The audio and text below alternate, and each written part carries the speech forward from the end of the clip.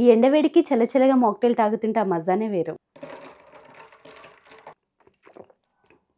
ఈ మాక్టైల్ చేసుకోవడానికి 30 ml దానిమ్మ జ్యూస్ని పోస్తున్నాను. అప్పటికప్పుడు ఫ్రెష్గా దానిమ్మకాయల నుంచి తీసిన జ్యూస్ అయితే చాలా బాగుంటుంది. అలానే దీంట్లో ఐస్ క్యూబ్స్ని కూడా వేశాను. కొంచెమంత పుదీనాను వేసి 60 ml ఆరెంజ్ జ్యూస్ని పోస్తున్నాను. నేను చేస్తున్న ఈ మాక్టైల్లో ఎక్కడ షుగర్ని వాడతలేదని గుర్తుంచుకోండి. ఇంకా ఐస్ క్యూబ్స్ వేసి 15 ml దానిమ్మ జ్యూస్ని పోస్తున్నాను. ఇప్పుడు దీంట్లో 30 ml స్ప్రైట్ని పోస్తున్నాను. ఒకవేళ దీనికి బదులుగా మీకు 7up ఇష్టమైతే కనుక 7upని కూడా యూస్ చేసుకోవచ్చు.